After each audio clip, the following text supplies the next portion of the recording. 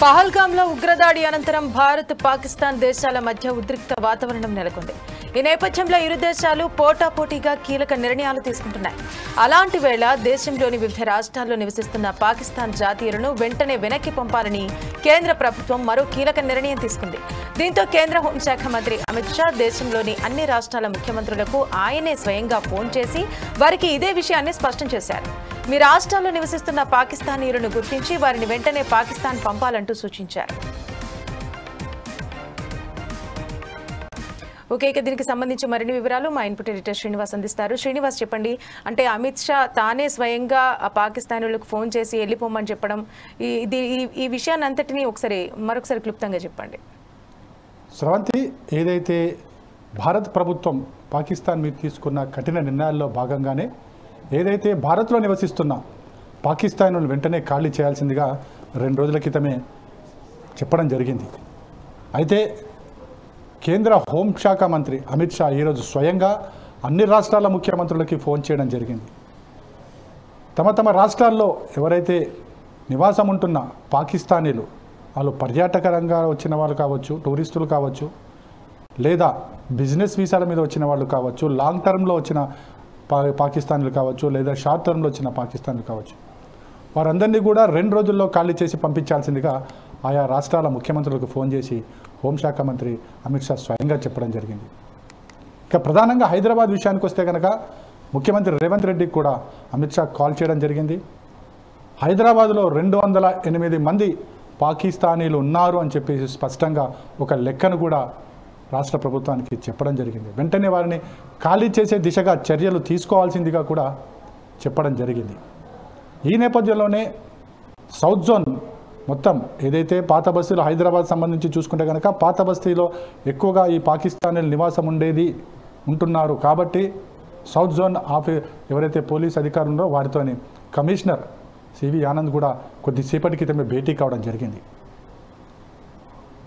ఏదైతే సిపి కార్యాలయం అవుతుందో అది కూడా సౌత్ జోన్లోకి వస్తుంది కాబట్టి చాలా సీరియస్గానే సివి ఆనంద్ దీని మీద దృష్టి సారించారు. అధికారులకు అందరూ కూడా పిలిచి ఎంతమంది 200 మంది పాకిస్తాన్లు ఇక నివాసం ఉంటున్నారు కాబట్టి వారి వివరాలు తెలుసుకోవాల్సిందిగా కూడా ఆదేశాలు జారీ చేయడం జరిగింది.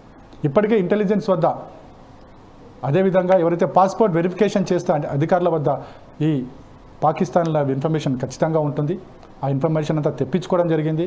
దాని ప్రకారం చర్యలు తీసుకునేలాగా కూడా ఆదేశాలు జారీ చేయడం జరిగింది. మనం ప్రధానంగా చూసుకుంటే కనుక 156 మంది లాంగ్ టర్మ్ వీసా కలిగిన పాకిస్తాన్లు హైదరాబాద్లో నివాసం ఉంటున్నారు. అదేవిధంగా 36 మంది షార్ట్ టర్మ్ మీద వచ్చిన వాళ్ళు ఉన్నారు. అదేవిధంగా 13 మంది షార్ట్ టర్మ్ మీద వచ్చిన వాళ్ళు ఉన్నారు. అదేవిధంగా 36 మంది టూరిస్టులుగా రావడం జరిగింది.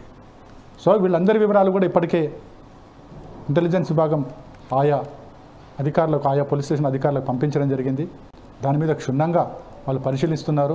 ప్రధానంగా లాంగ్ టర్మ్ మీద వచ్చిన వాళ్ళు ఎవరైతే పాకిస్తాన్లో వారి జాడ తెలుసుకునే మీద ముందు దృష్టి సారించారు. వారు ఈ లాంగ్ టర్మ్లో వాళ్ళు హైదరాబాద్లో ఉండి ఏం చేశారు, ఎవరెవరితో కాంటాక్ట్స్ జరిపారు, వాళ్ళు చేసిన కార్యకలాపాలు ఏంటన్న దాని మీద కూడా దృష్టి సారించారు. అదేవిధంగా 39 మంది బిజినెస్ మీద వీసా మీద కూడా వచ్చిన వాళ్ళు ఉన్నారు.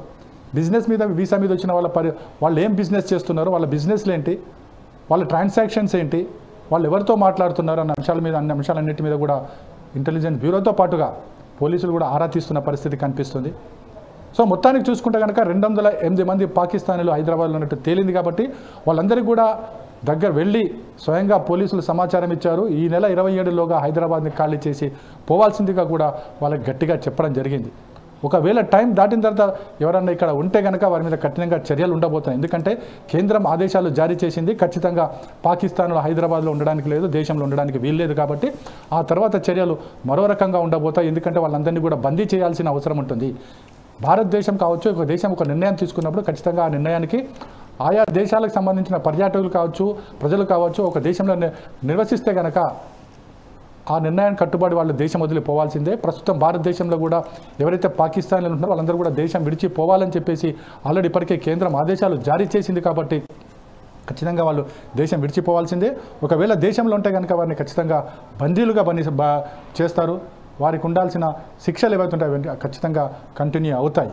సో హైదరాబాద్లో 208 మంది పరిస్థితులకు సంబంధించి వాళ్ళు వెంటనే 27 లోపల ఖాళీ చేయాల్సిందే, లేకపోతే వారి మీద కూడా యాక్షన్ ఉండబోతుంది.